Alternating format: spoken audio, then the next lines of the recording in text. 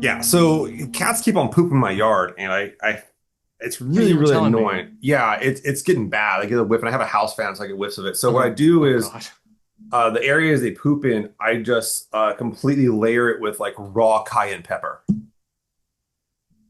Huh. Does that work? Yeah, so if they go over one, if they smell it, they usually are deterred. But if that doesn't deter Mhm. them, what'll happen is when they go to pucker up to go poop on that Paris, a little bit of that gets up in that poop chute there, and they will run. Yeah, that's terrible. It's fair warning. Don't poop here, go away. Yeah, it You can makes smell it's it, but then you deterrent, I decide to go guess. in there, and yes, you can absorb cayenne pepper through your skin. It can do that. I have a friend I who didn't know that. yeah, no, we had a buddy who did something awful with some nacho cheese once and ended up in the hospital that night. So That is one of the most terrifying sentences I think I've ever yeah, had the I'll displeasure of hearing. so it will go through the skin. Anyways, Yeah, good um, to know. but speaking of things going through the skin and cayenne pepper, let's talk about today's topic. We're trying a new Yeah. bit, man. We got some bits. We do the swap, which we like a lot, Yeah. but we can't swap all the time. Mm-mm. And so one of the things I was thinking about doing was kind of like this idea of like, does it hold up? Is what we're calling it. Yeah, Does it hold that up? I like this idea. I'm Does it hold excited. up? Yeah. And a lot of times, I have albums from when I was like in high school or even like, 10 years ago, I listened to 15 years ago. And I'm like, man, that album was the shit. That was just the bomb. I love that album. I'd put it on nonstop. And this is kind of where Bill and I are going to pick an album that we like really, really sat down. Like we used to just worship this album and ask yourself, does it hold up?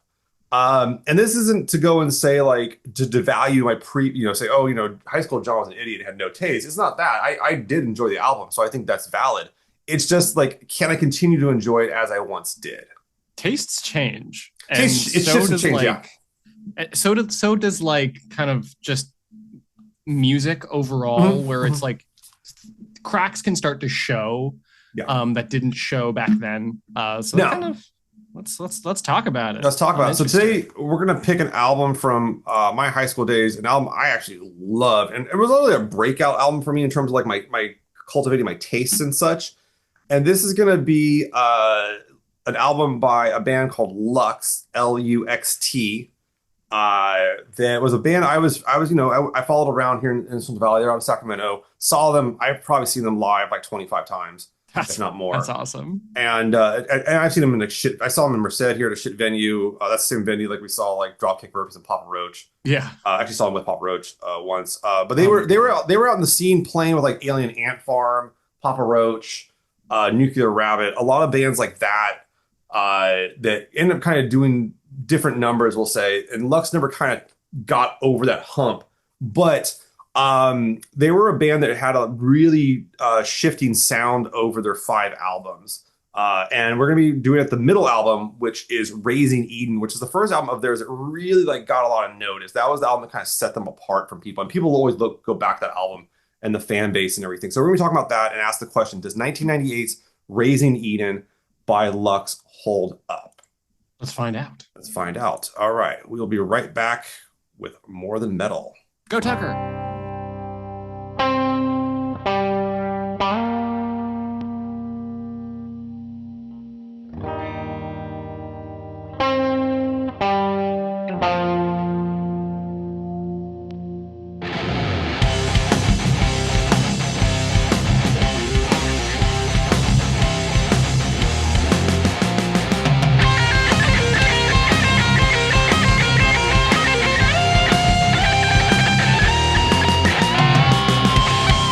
Billy, what are you Yeah. listening to? I mean, apart from LUXT, oh God, I feel like every time you ask me this, I've just been listening to the thing you tell me to listen to. Well, I mean, there's gotta be something Um, else though. Like, yeah, no, no. But I have been listening to a lot of gorillas recently. okay, okay. Because they just released a new Oh, that's right. single Yeah. with Sparks. It's pretty good. I like it, but that just got me to kind of revisit the old classics of Mm. Plastic Beach and Demon Days. Hmm. Some of my first like albums that I ever like sat down and really listened to. And I think my first album that I owned. Mm. My first CD that I owned was Plastic Beach. And Ah. speaking of, we're talking about stuff that holds up, or does it not? Plastic Beach holds up. Oh yeah. Oh my god, it's like Mm. it hasn't aged a day. So yeah, Gorillas, Totally not feel. a lot of that. Yeah. What about you, I John? got a stack of records I'm still working through, but the one I listened to recently that I enjoyed was the new Curtain and Wall. Oh yeah, This is by our good Bismal Spector, who is also Old Nick, and is also runs Grindstone Records. They have a new record out called Georgie the Dragon, and that came out on Phantom Lure. I managed to get one of the copies here through my good friends at Out of ooh, Season. Listen to that, and it is once again just unhinged black metal, just talking about trying to I like love that. do castle shit and dragons and St. George and all kinds of weird shit in just the weirdest way possible. Hell yeah. I mean, Absolutely, that's just that's what we want, it's just a lot right? of fun. That's what you're looking I for. think Old Nick just has that guy, Abysmal Spectre, just has a ton of fun doing his music, and I really like it. And I Oh think that's yeah, what a lot of people over. I think in the black metal scene, a lot of people overlook doing fun music, and so. But yeah, I really enjoyed this one, I and agree. I got that pretty quick from Out of Season, so I'm very thankful for that. But I've been listening to that one.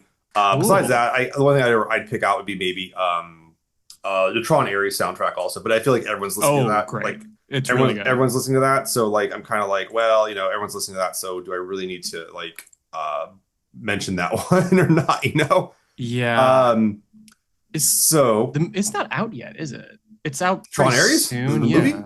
Yeah. The movie comes out next week. Yeah, on Friday. Yeah. Okay. The On the 10th. 10th. The Yeah, 10th. Yeah. we got a I'm little looking time. at But that the now. soundtrack's been out, and as my comment on it was, I think it's really cool that Disney is releasing a film to promote the new Nine Inch Nails album. Oh, I love that. Yeah. It's really, That's what it is. That's what I hate to break to you. That's what, because every fucking that's like so promo you see funny. for the film is like just Nine Inch Nails in your face, and they advertise at the end of it, Nine Inch Nails did the soundtrack, and you're like, That's right. really funny. What's weird is like they didn't even like push Daft Punk doing the soundtrack that hard on Legacy, the last Tron movie. They pushed Yeah. it and they were in the movie, but they didn't like this is like super in your face, I feel like. But Yeah. I also think that's because you have vocals to the songs too, and it's Yeah. clearly Reznor. So but that said, Speaking of uh, Nine Inch Nails, speaking of Nine Inch Nails, but yeah. well, no, and I think that takes us right into LUXT because Yeah. LUXT. So I'll give you some history on this band. So they kind of pop up in the mid '90s, back in '90. Their first album comes out, I believe, in '95. Let me double check that real quick. '96, 96 was Jezebel 13-3. This was essentially self-released through Chalkhead Records, which is and the band is really two people at this core. You have Anna Christine, who plays bass in the band, does some synthesizer work, does vocals, samples, stuff like that, and also does write some of it. But the main, like the big brain behind LUXT is this guy Erie Loke, aka Yeah. also known as Brian McCulloch. And Erie is I want to say it's about everyone's band because like I said, I used to hang out with them when I was in high school, go to shows, and even college. And I would say they are some of the nicest people in the world. Just absolutely nice people. Brian Erie is just a sweetheart of a man.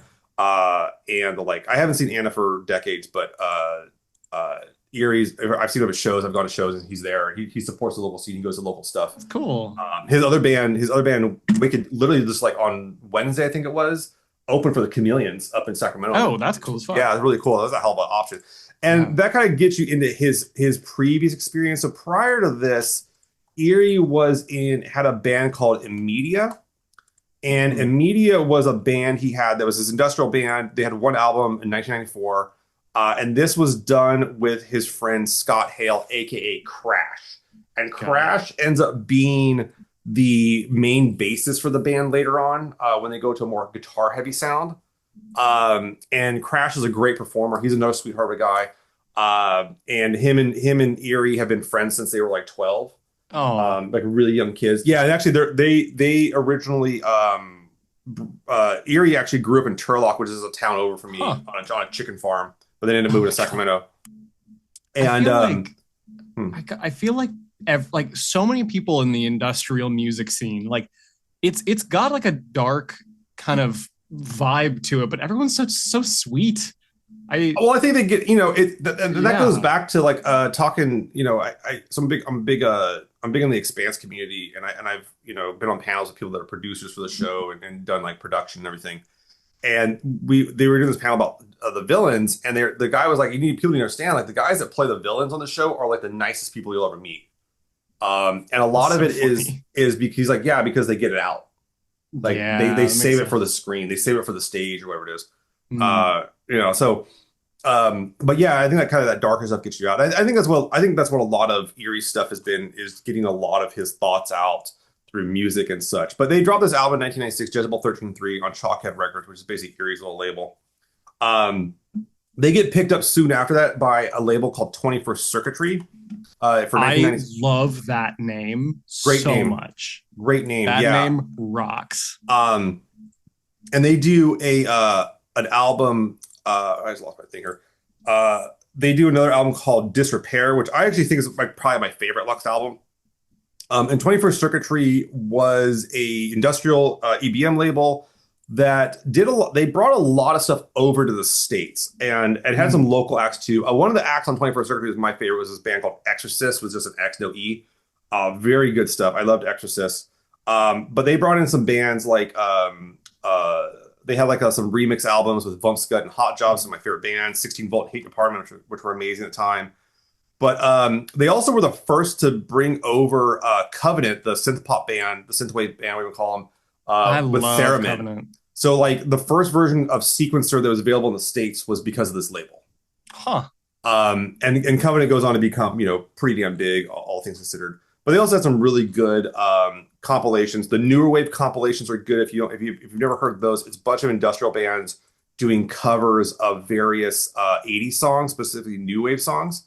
There's 2 volumes of it, and they were pretty legendary, to be honest. Yeah, I gotta check these out. I've been like so obsessed with some of the names for like the albums, the songs and stuff Yeah, from LUXT because yeah, I'm and sorry, Chroma Sex Monkey Drive oh, is the we'll talk about greatest that. album name of all time, I think. Yeah, no, you and I both know some serious musical geniuses, and they couldn't come up with that shit in a million Oh years. yeah. I'm Um, sorry. There's their most recent album, American Beast. The final song on that album is called "Suck It Down, Wet Cookie Mix," and I yeah, just Suck It it's Down is a so big good. song. We'll talk about that shift too. We'll talk about that shift here in a moment. But like, they got kind of a break on these new wave compilations launched a lot of bands. So Yeah. Assemblage 23 has some of its first songs on here, or Huh. its first releases, and they're still kicking around. You would see other bands on here like Hate Department was a pretty good sized band. 16 Volt did a lot of work. Kevorkian and Death Cycle. But Another on great Newer Wave band. Volume 1, Lux did a cover of Cars. And then on Newer Wave 2, you had other bands like The Rage of Sky, that was one of my favorite bands, Exorcist. But Lux did a cover of Safety Dance on that one. Oh, that's so I will fun. tell you right now, the best cover Lux ever did is their cover of Genie in a Bottle, Christina Aguilera's breakout hit. Really? Oh, it is quite good. Oh, okay, that sounds It good. is quite good. I Yeah, will. there's a No cover joke. on the album we're There is talking a about cover on this today. album, which I we will talk about for sure here. They Hmm. did a few number of covers. They play some live too. Yeah. But yeah, 21st Circuitry they were just kind of doing CDs. I don't think they were supporting their bands as well as they could as a label, but they were just Mm. kind of distributing stuff, and they were not terribly long lived because of that. Um, but they put out some damn good stuff. I'll say that they put out some good stuff. Oh yeah, it seems Um, like it definitely. so 97's you have 97, 1998 you have Razing Eden, and then 2000 you have Chroma Sex and Monkey Drive, and there's a big shift in the Yes. sound between those 2 albums. And American Beast is an even bigger sound shift. Mm. Um, but we were going to listen to Raising Eden because this is the album I was listening to in high school a bunch, and I was really intrigued on does it hold up and the like. Yeah. But this has some breakout sound to it. So where do you want to start with this, Bill? Do you want to start like just talking about song by song? Do you want to go like talk about like what just general impressions, what the sound is? I think I can Uh, definitely start with general impressions. Yeah, and I should mention, so this is also kind of at the time of like peak industrial music, or industrial music really Yeah. taking off here. At the time, also both Erie and Anna were also really trying to push a club up in Sacramento called Biomech, and that was pretty good industrial club that lasted for quite a few years. From my understanding, and way Erie's phrase it was this was a club they kind of like started to have a place for their band to play, That's which pretty is funny. not, and they played it quite a bit. But yeah. So why don't you give me kind of what would you make of the sound of this band? Like, give me what do you think of it? It's just pure like gothy industrial. And It's really that's low end too. It does yeah, a lot of low end sounds. Yeah. it is. And I really, really appreciate that. Okay, let me preface this by saying, okay, we've talked about health. We've talked about how much I love health. Hmm. That's another industrial band that I really like.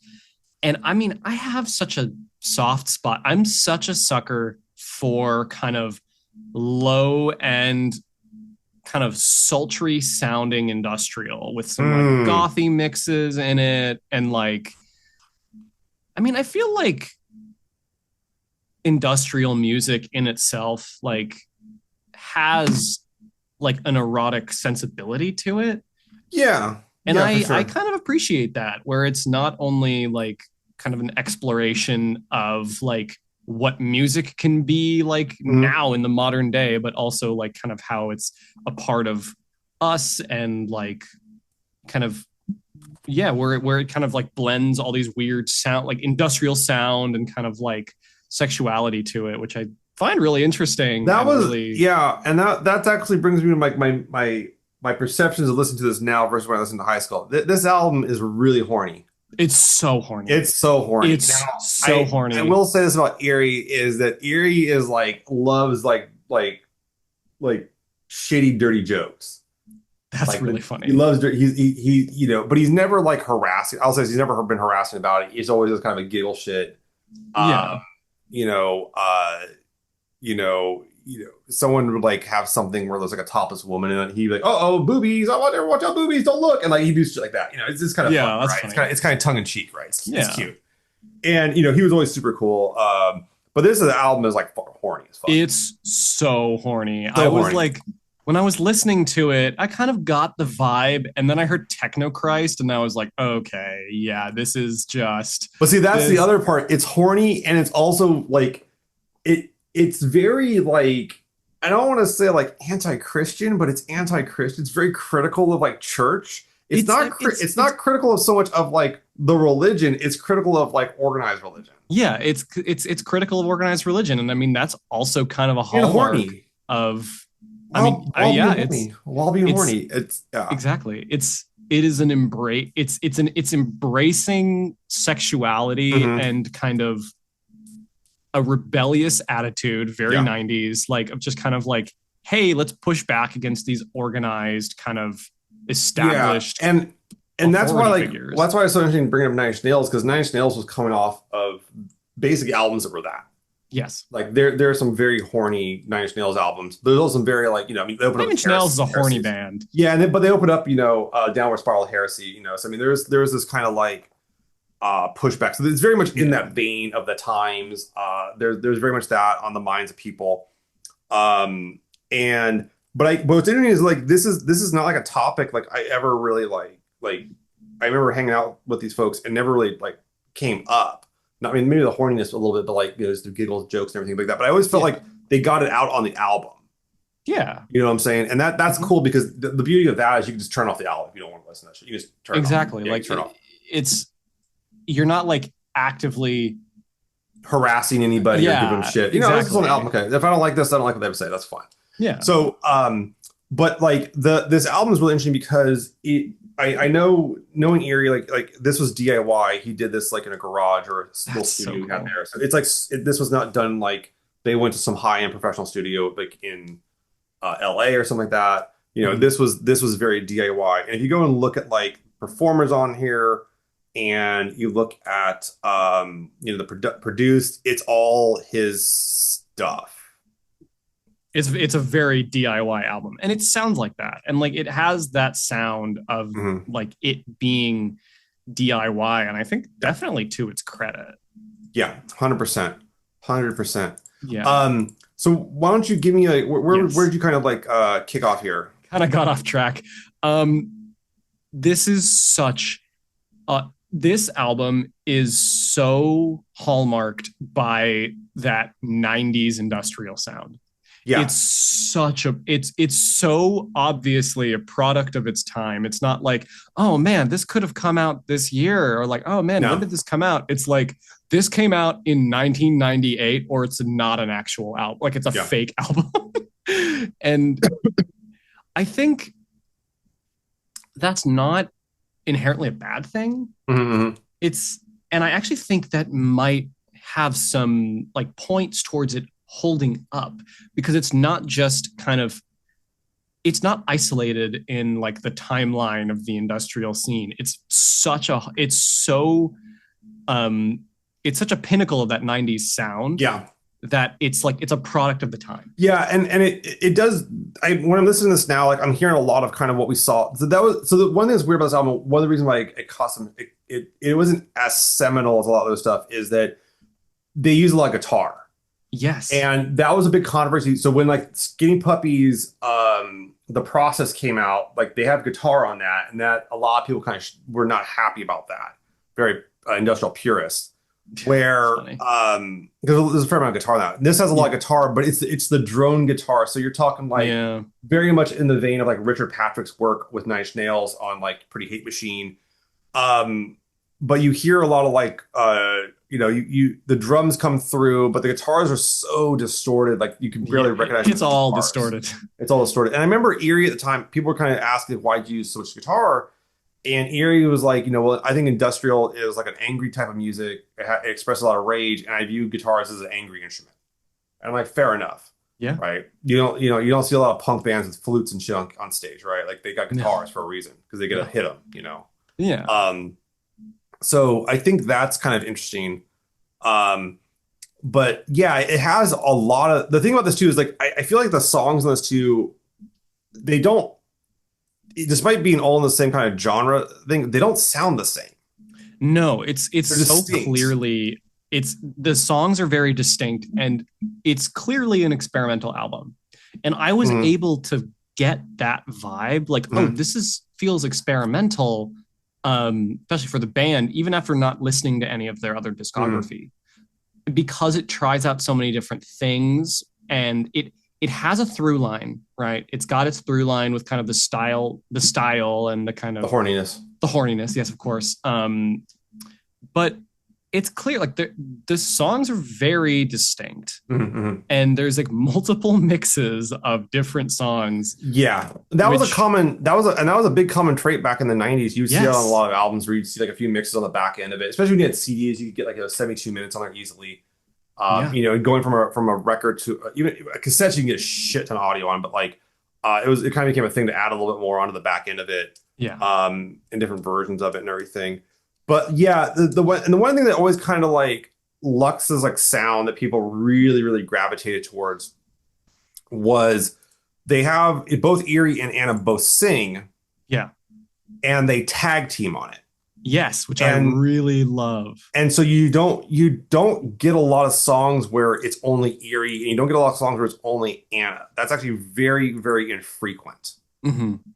And even they do some really cool layering stuff too, where they kind of sing over each other, which is pretty Yeah, cool. I really like when they do that. And That's cool. but there's never like the one thing I think is cool is like there's never like just one kind of like um what do you want to call it here? Oh, what's that called?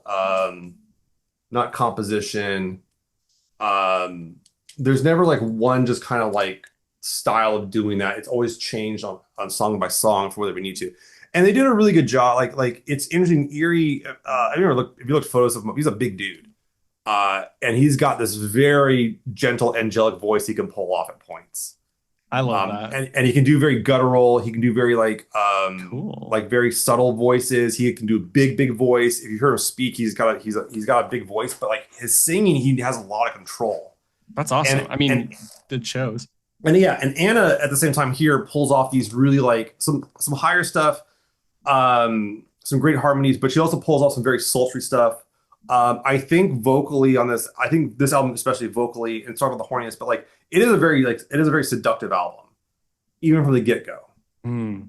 Like I'm listening to Spite right now, and you kind of get that back end where they really like fly high on some of the vocals and everything. But yeah, there wasn't a lot of bands I felt at the time doing these kind of tag team vocals.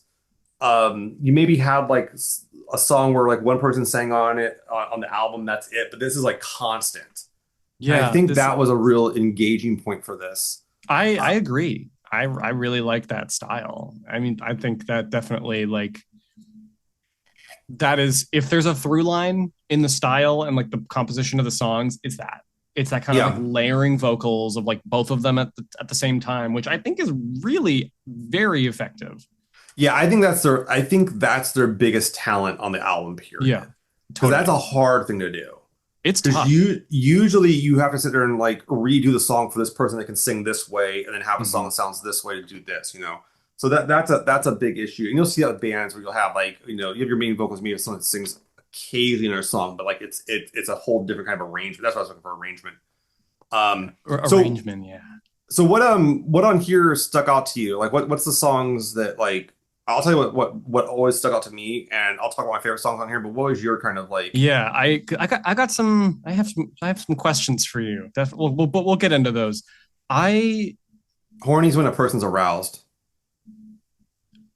oh I was sure okay. if you knew that. Yeah. Yeah, no, I that makes a lot of sense now actually.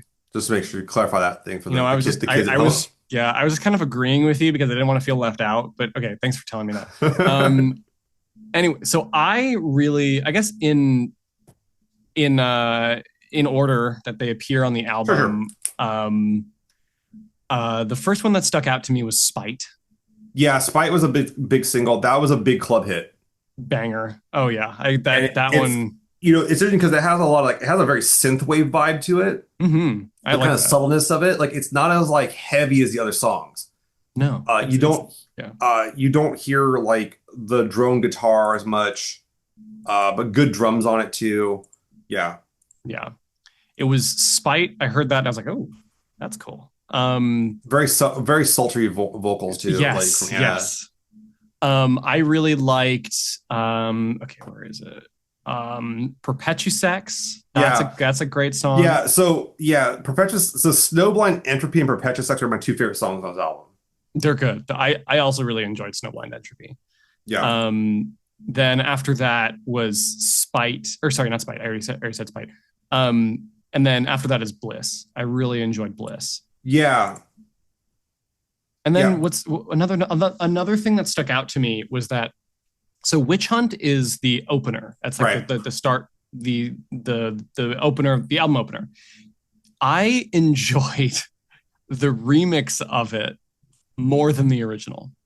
Yeah. Acumen Nation was actually pretty at the time was a pretty really well known for doing some good mixes, and Yeah. yeah, that's very in their vein, doing very solid mixes. Yeah. And it's also the longest credit on Spotify I've seen in a long time. The credit for that song is Gregory A. Lopez of Conscious Records, Acumen Nation, and Nowhere Incorporated, Hmm. which I think is just very fun. You gotta give credit where credit's due, man. Totally. Um, But yeah, yeah. those are my standouts. Okay. I think that Spite. My problem with Spite was they put the single out, and it's like 12 mixes of the song or something like that, so it gets a little tiring. So Yeah, I you got do tired not of see that that song. often. I love that song, but like it got a little tiring. Yeah. Yeah. I think I always thought Lives of Angels had a really good performance on it. I Um, really like that one too. I think that like lyrically that song's really good, and I think that like that's a big thing. Is I think lyrically the band's really strong. Snowblind Entropy I like because like this kind of it has this really like wintry feel to it initially, and then it goes into this much heavier stuff, and it culminates, and it like has this like really big crescendo and peak and all this stuff, and like yeah, I like that track a lot. Perpetual Sex, I think, is actually probably one of their tightest songs regarding like the way that like lyrically it's written. I mean, it's horny as fuck, I mean, it's but in the like name. it's in the name, but like it really like nails the vibe. Oh yeah, totally. Um, and it's got a very sexy beat. This is the kind of song you would see like some goth chick in like a skimpy outfit like shadow dancing at the club too and shit. I Totally. mean, it's like you couldn't make a better track for it, you know? No, no. Uh This is that the anthem for that kind of the person. anthem for that kind of stuff. Yeah. So I think that that one I really liked. but it's interesting going to those songs because those are not the songs that are like really core to the sound of this album. No. Uh, What's interest that's interesting. to me, like Perpetual Sex, Snowball, Entropy, even Spite, I think those are the tracks that hold up the most on this album. I agree because they're not like the other ones, Yeah, they're really. not like the other ones. I think they're more subtle. I think the other sounds are they're trying to do bigger, more grindy, more Yeah. drony sounds. Um, but I don't want to quite go to that yet because we haven't Yeah. talked about the cover on this album that you mentioned. And this one's interesting too because this is a cover of a song by they have it credited here as some guy named J.P. Robert Page, Ray Robert Bonham, Plant. and R.A. Plant. Who the fuck is that? Are they any good? I don't know. But I know for a fact that this is it's a cover of Kashmir by Led Zeppelin, and I know for Yeah. a fact that this is a band that you were raised on, Yes. whether you liked it or not. You were Mhm. raised on this, Yes. and I want to know what the fuck you thought of this cover So okay. because it is a very it is like a very different instrumentation arrangement of that song. Yes, it's incredibly different. So I the first time I listened to this album, I didn't want to look at the track listing while Yeah, I just put was it listening on. to it. I just kind of put it on and was listening to it in my living room. And I was laying on my couch and I had it like my computer was is plugged into my speaker and like facing Mhm. away from me. And I like hear it and I'm like, okay, wait, no.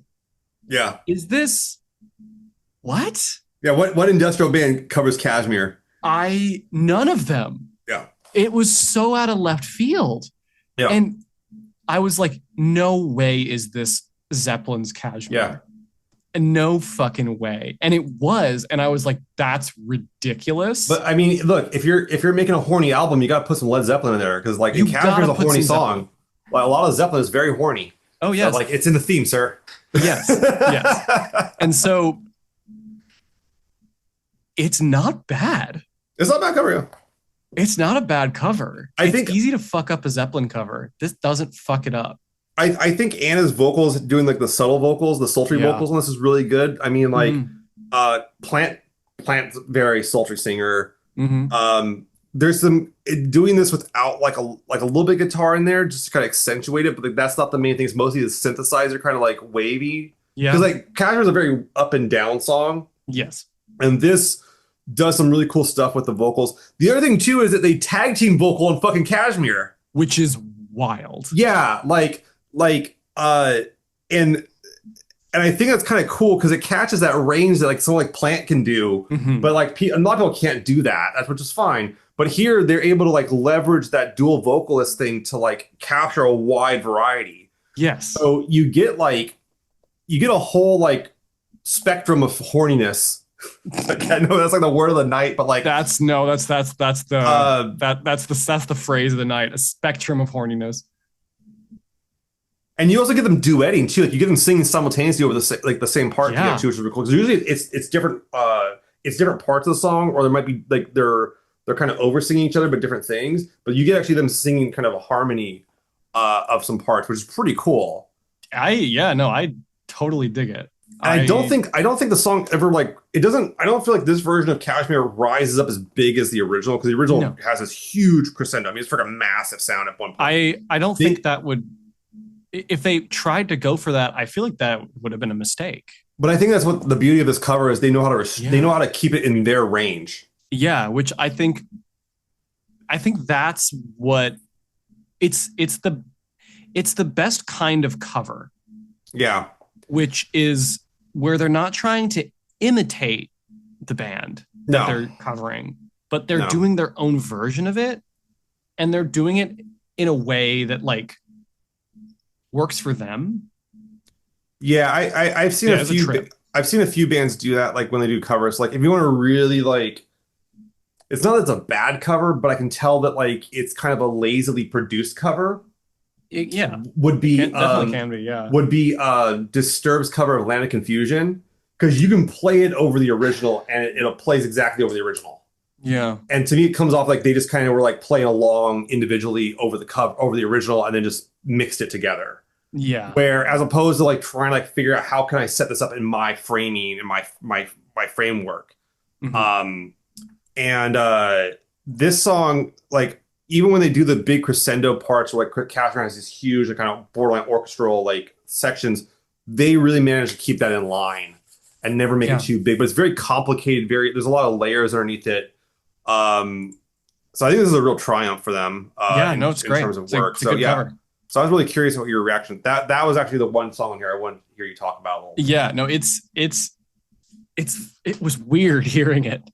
Yeah. It was definitely a trip, and like it came in totally out of left field, and I was like, huh, weird. No, that's I'm fair. not opposed to it, and No. it's good. Like it's a pretty good cover. Yeah. And I mean, yeah, and I was like, I kind of after the shock and confusion wore off, I was like, huh, not bad. We There you take go. that. Yeah. Um, but yeah, I think we can kind of get into So more like more I'll thoughts tell you about where this. I'll kind of go back on this. Mm-hmm.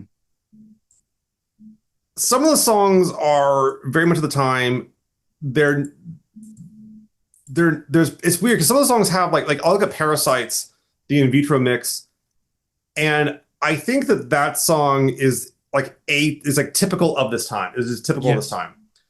And what's interesting about the song is there's parts of it I really like, and there's parts of it I just like, okay, I could do without. Like, all right, I don't Yeah. really care about. And that's a lot of the songs on here for me now. But like I remember listening to this when I was in high school and being blown away. Like this was like Totally. my thing. I was into it. No one else was into it. I didn't know too many people into it. But I would love this in high school. yeah, exactly. Yeah. And Yeah. but that's another it's talking about the high school element too. And we talked about this on their on the when we were talking about Velvet Ass Christ was Oh yes. like this album, while it kind of has that high school edgy vibe, it doesn't come off as edgelord to me at all. No, no, no, no. It's not. And I It's think that's one thing that's actually really, I think lyrically is really clever. It doesn't, because if I yeah. heard this album and I didn't I hear the lyrics, just kind of, I think, oh, it's gonna be some edgelord bullshit, but it's really not. It's No. actually very personal, Yeah. It's and isn't, personal and it's like intimate it's intimate, yeah, and it's like and it's difficult for something to be like it's okay. It's difficult to kind of find the line between like erotic but like interesting yeah. and erotic but interesting but it Horny never and gets interesting is to hard to pull off. it is and it never gets the like erotic and like like Yeah, weird in a yeah, bad creepy, sense. creepy erotic. Creepy erotic. Yeah, It's never like, oh, I feel unsafe listening to this album. It's yeah, more like it's it's more personal and it's more sensitive than that. And it's like sensual. Would you say sen- sensual? I said I would say sensual. I I say think it's a little sensual at points. Yeah, it is. I think what this album feels more like there is a sensitivity to it where yeah. it's just like it's edgy, Mhm. it's pushing the envelope, but it's not doing so for edginess' sake, kind of Yeah. like the Velvet Acid Christ album. Well, I don't know if I think Velvet Christ is not edgy because it's pushing the limit. I think that's genuine. I think it's more genuine edgy in that edge kind of stuff in Yes, that regard. yes, But yes. where like I would view something like I've always viewed Marilyn Manson or something like that as like being like edgelord just to be weird, just to Yeah. fuck with people. Not it doesn't feel very honest. Yeah, And I think to me that's what edgelord is like you're being edgy, but it's not honest. yeah.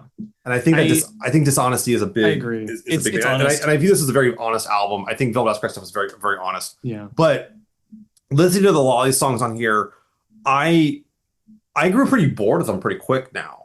yeah, I and it wasn't that like I thought they were bad. It's just that like I'm hearing the sound and I'm like, yeah, okay, like this is the sound of this song. This is what this one's gonna sound like.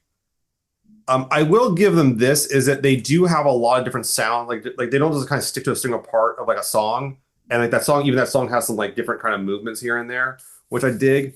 Um, but yeah, it asking the question of does it hold up?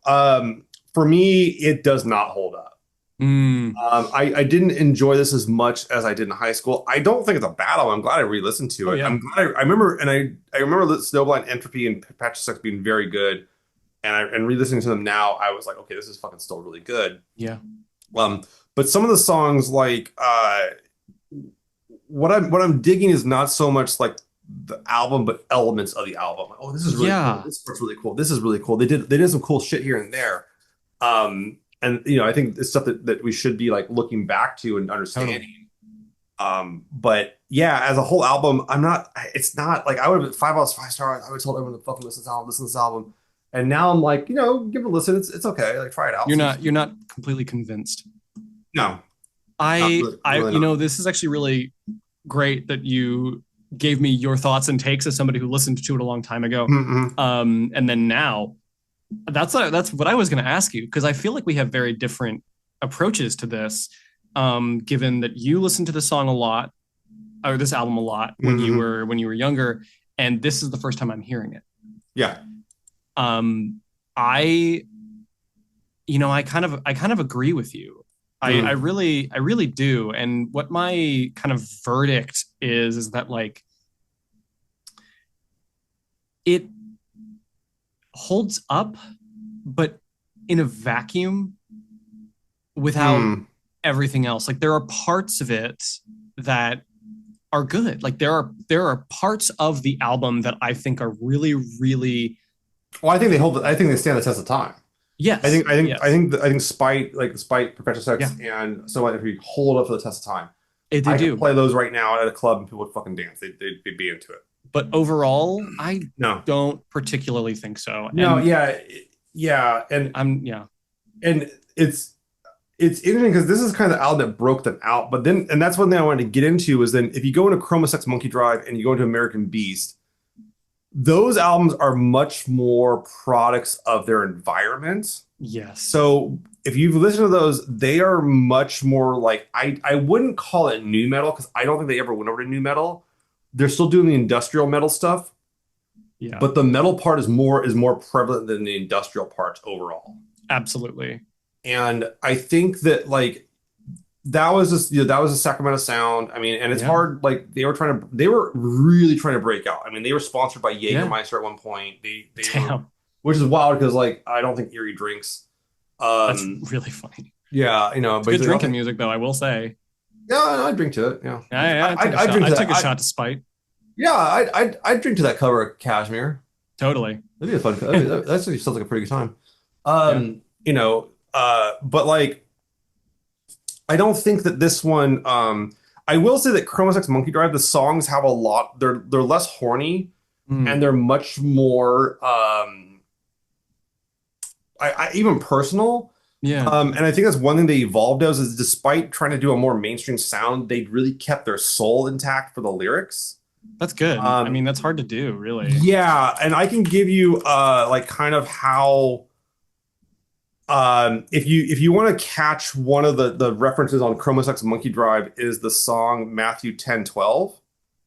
And that song is about Matthew Shepard, who was killed in '98. If Oh you, shit. you know that one about that University of Wyoming student Yeah, who yeah. was gay and beaten to death up in Laramie. And that song comes out, and he died on October 12th, so 10/12. Um, Mm. that song came about because, from what I recall, this I could be wrong. This was what Erie was saying about it was that they were touring that state when he died. Like they were Wow. in state that time. And just kind of thinking that, like, just a few miles out from me, some guys I had no idea.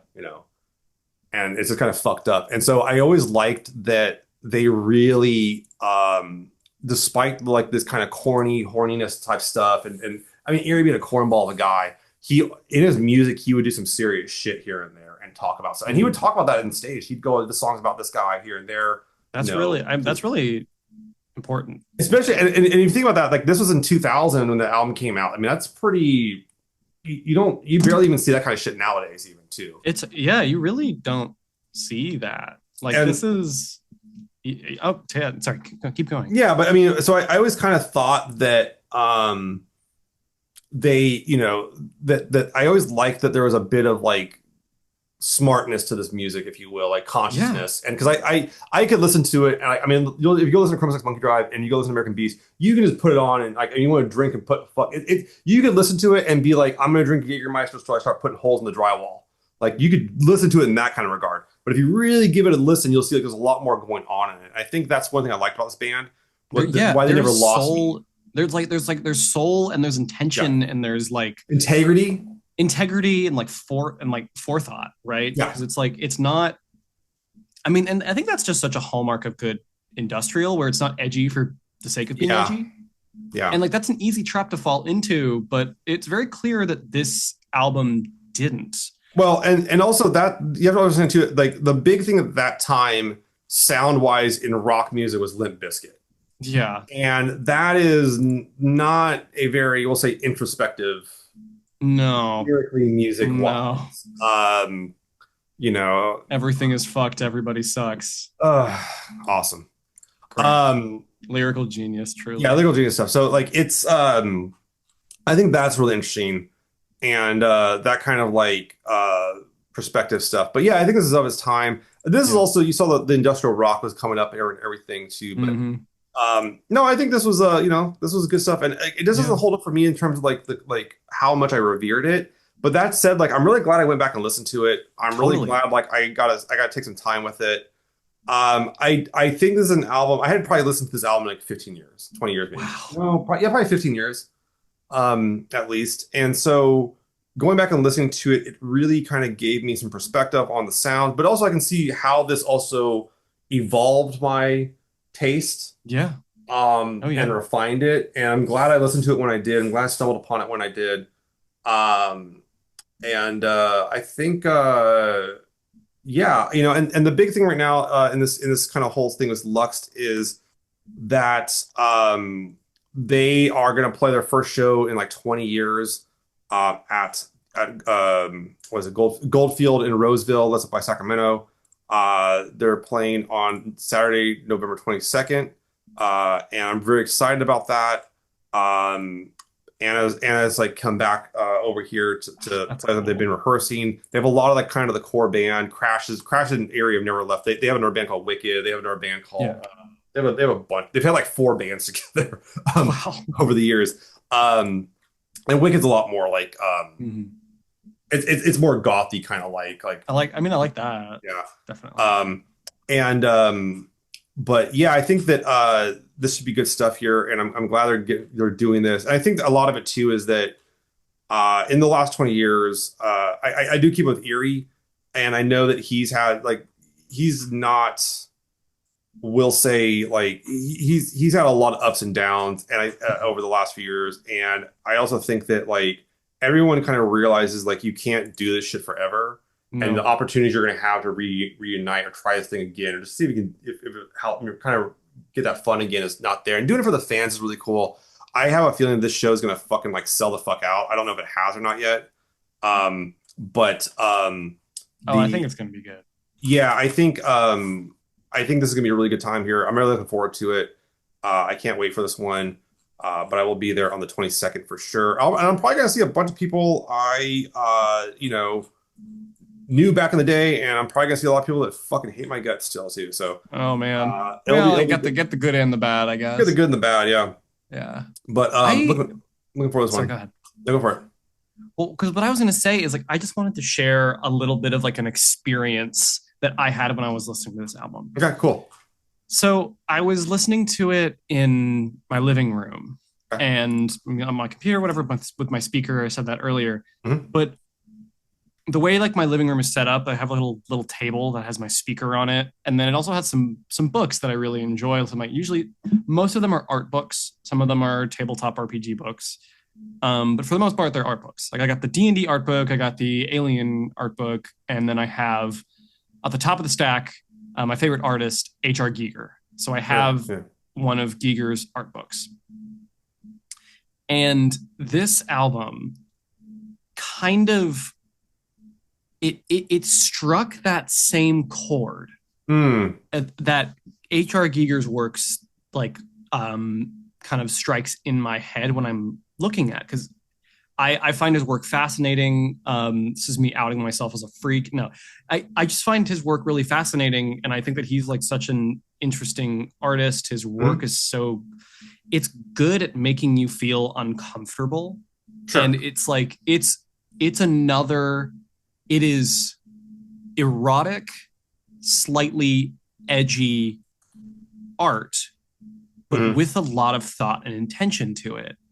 And Mm. this album is very similar to that. Oh yeah. And I started like shuffling the album, like flipping through my art book, and I was like, this is this is a vibe. This is a good vibe. And Yeah.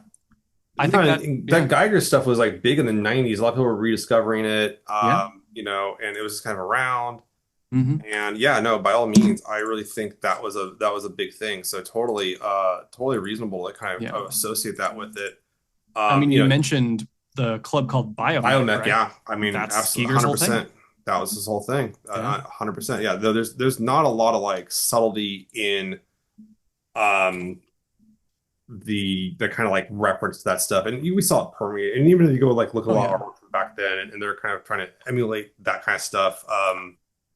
Yeah, that's a huge part of it. So Yeah. very, I mean, yeah. you got like fucking Jonathan Davis, the corn singer. He literally Oh, what his is it? mic stand. Yeah, Yeah, his mic stand was commissioned from yeah, Giger. yeah, it's nice to have money. Oh yeah. Um, yeah, that is very much it. And once again, like with Lux, that's a big thing. Is like Sacramento is Central Valley by definition, and you had corn out of Bakersfield, and you can see Yeah. they were you'll hear their sound going towards that kind of new metal sound, but they never quite get over the hump. And I think simply put, they what really happened with the band, what I think happened is I think Erie was willing to like do. He was very much he's always been about the dream. He'll keep a thing until it's as long as it's fun. He's keep on doing it. But I do think that like a lot of the other band members were just being pushed like so Yeah. hard to try to get to that success, and they just weren't getting Yeah. it. Yeah. And yeah, that just happens, sometimes. So, but that said, That I'm being glad to go back said, and I'm glad to go back and revisit the album. I'm glad to go back and think about does it hold up or not. I don't think it's like I said, it's not that it doesn't hold up exactly. It's just like it doesn't hold up to what I remember how over the moon I was with it. yeah. But that's kind of growing up, and I'm glad I listened to it. I'm glad I re-listened to it. I'll probably give it another listen here before like the end of the weekend and everything. But yeah, go check out Lux. Go check out Lux Razing Eden. Totally. Check out the early stuff. It's a I do admit that their whole discography is a spectrum. Oh, it's From so different. from very electronic based to then very like rock, much more rock based. And I Yeah. think it's a lot of fun to kind of like see how bands are willing to change and try different things and like too. So, but I will say that the one thing they never lost was that tag team vocals. Yeah. Never lost And it. So I'm glad to hear that. Yeah. Go listen to LUXT's Razing Eden while flipping through an HR Giger art book. It'll transport you back to a time that well, maybe you don't want to be, but hey, it's a vibe, yeah, guys. It's a it's a vibe. vibe.